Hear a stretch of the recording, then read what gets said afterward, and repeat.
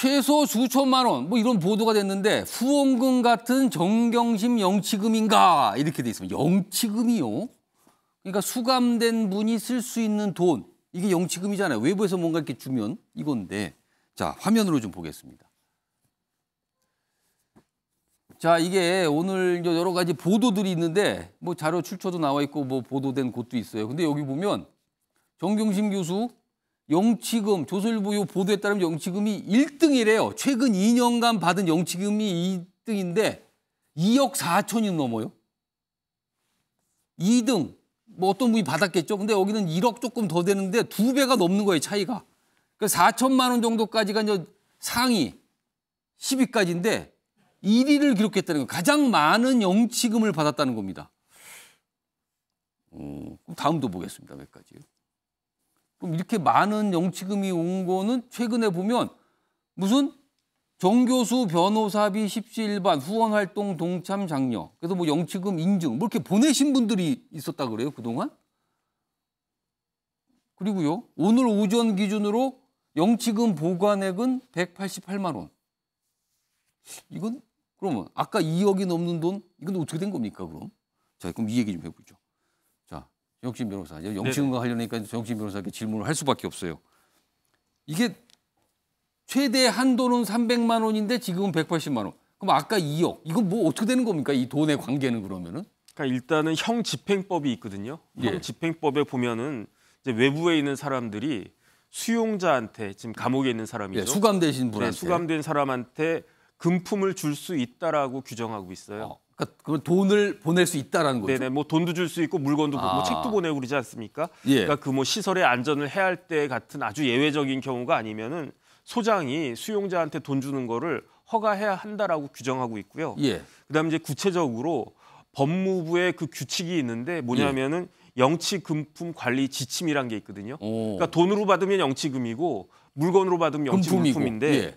그런데 교정시설에서 사용할 수 있는 수용자가 사용할 수 있는 돈은 개인당 300만 원으로 그 관리 지침에서 명확하게 규정을 하고 있습니다. 그럼 영치금을 갖고 있는 최대 액수는 일단 300만 원까지다. 네네, 300만 원까지만 이제 예. 수용자가 가지고 있으면서 이거 가지고 뭐 하냐면요. 예. 되게 간식들 많이 사 먹어요. 뭐 과자도 사 먹고. 그 안에서 네네. 개인적으로 쓰는 거군요, 그거는. 그렇죠. 그래서 이제 그 감옥에서도 과자 사 먹을 수 있고 뭐 소세지도 많이 사 먹고 뭐 초콜릿도 사 먹고 뭐 물건도 사기도 하고. 그다음에 뭐 담요 같은 거 추우니까 그걸 사기도 하는데 예. 그런데 문제는 뭐냐면은 지금 이야기된 것처럼 300만 원을 초과하는 돈이 들어올 수 있잖아요. 예. 그러면 어떻게 되냐면은 그 해당 교도소나 뭐 구치소가 거래하는 은행이 있지 않겠습니까? 예.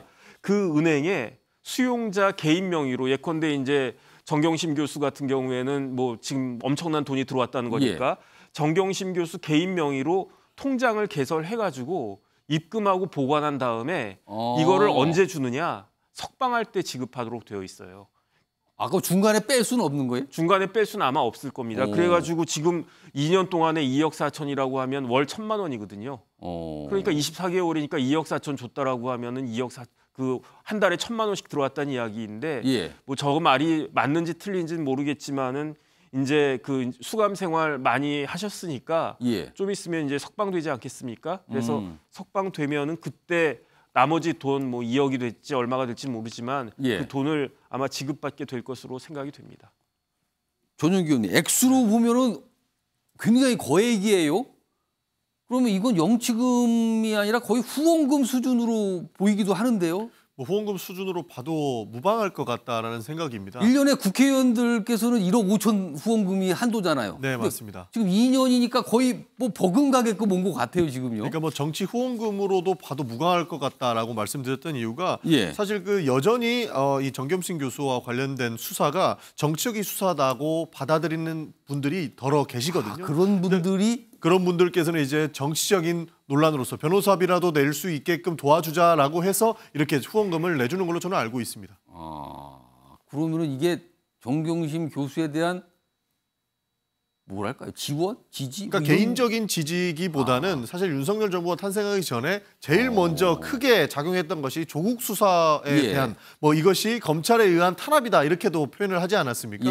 그때 당시에 처음에는 사모펀드로 시작을 했었던데 파도 나오고 또 하는 것도 없어서 지속적으로 별건 수사를 하다가 결국 나온 것이 표창장 위조 건인 거죠. 그러니까 그 검찰 수사 일련의 과정들을 보면 이것은 누가 봐도 정치적으로 조국을 무너뜨리기 위한 수사다라고 사람들이 규정을 했던 것이고 여기에 힘입어서 여전히 정치적 수사의 피해자는 정경심 교수라고 믿는 분들이 계십니다. 그런 분들이 후원금 조로 이렇게 모아가지고 이렇게 영치금을 납부하는 것이다. 이렇게 볼 수 있을 것 같습니다. 자, 이 보도 내용이 맞다는 전제를 하겠습니다. 이거 따르면 지금 영치금 1위예요. 2억 4천이 넘었어요. 최근 한 2년 조금 넘는 시간 동안 받았던 이 영치금 액수가.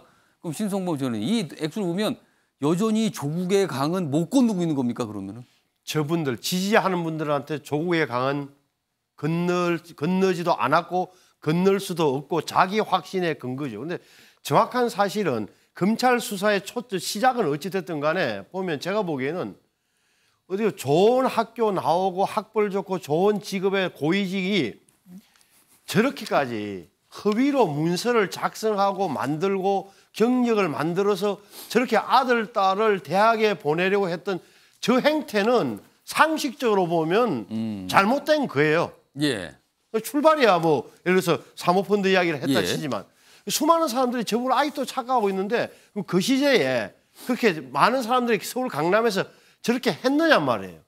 사실은 자식에 대한 관심사가 적어도 저처럼 조금 뭐 빨간 연필로 가필을 해주거나 문장을 고쳐주거나 이 정도지 없는 사실을 문서를 위조하고 했던 저 부부에 대해서 저렇게까지 아직도 저렇게 온정을 베풀고 아주 떠받든다는 사실은 뭐랄까 저로서는 굉장히 좀 납득하기 힘든 심리 상태다라고 정기란 감히 교수님, 말씀드립니다. 정기란 교수님, 지금 이런 영치금 관련된 보도 나오고 있고요. 그리고 조국 전 장관은 딸인 조민 씨가 참석한 가운데 북 콘서트가 계속 진행 중이거든요. 그리고 많은 분들이 또 참석한다 그래요.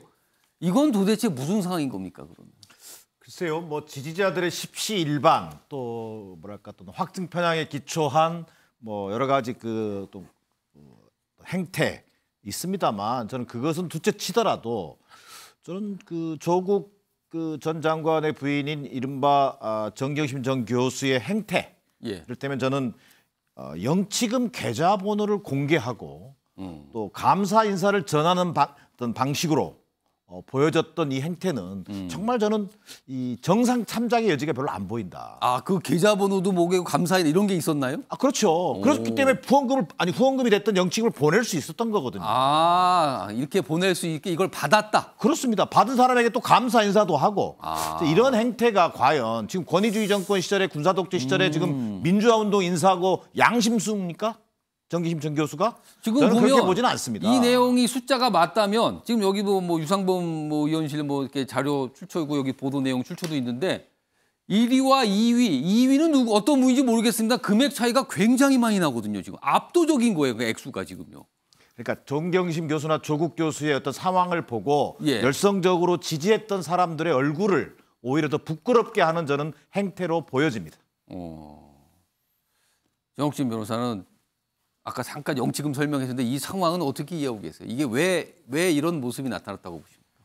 그러니까 그만큼 지금 우리나라에서 사람들이 생각하는 바가 이렇게 극단적으로 갈릴 수 있다라고 하는 걸 보여주는 것이 아닌가 싶습니다. 결국은 지금 정기남 교수님 말씀하신 것처럼 정경심 교수가 뭐 어떤 특별한 것이 아니고 대법원까지 가가지고 우리나라에서 제일 그 핫하고 모든 사람들이 공감하는 부분이 뭐냐면은 입시 비리거든요. 그다음에 이제는 이제 채용 비리 이런 부분들을 사실은 정경심 교수가 건드려 가지고 결국은 조민 씨 같은 경우에 그렇게 모든 사람들이 들어가고 싶지만 들어가기가 어려운 의대까지 들어간 거 아니겠습니까?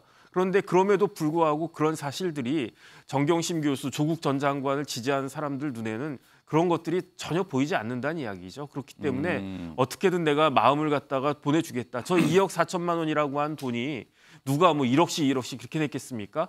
5만 원, 10만 원께 17만으로 모인 그런 돈인데 그만큼 그런 사람들이 그런 분들이 많이 있다라는 이야기 아닌가 싶습니다.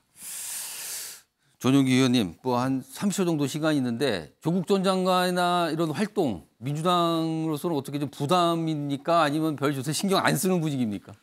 그래도 어느 정도는 부담으로 작용하고 있습니다. 사실 본인들의 억울함을 푸는 활동들로 인해서 북콘서트도 열고 예. 이런 활동들을 이어가는 것에 대해서는 개인적으로는 뭐 큰 부담이니까 하지 말아야 된다 이런 얘기를 하는 사람은 없습니다만 예. 많은 언론에서 여기에서 관심을 가지고 있기 때문에 당의 입장에서는 어느 정도 부담이 있다 이렇게 볼 수 있을 것 같습니다. 알겠습니다.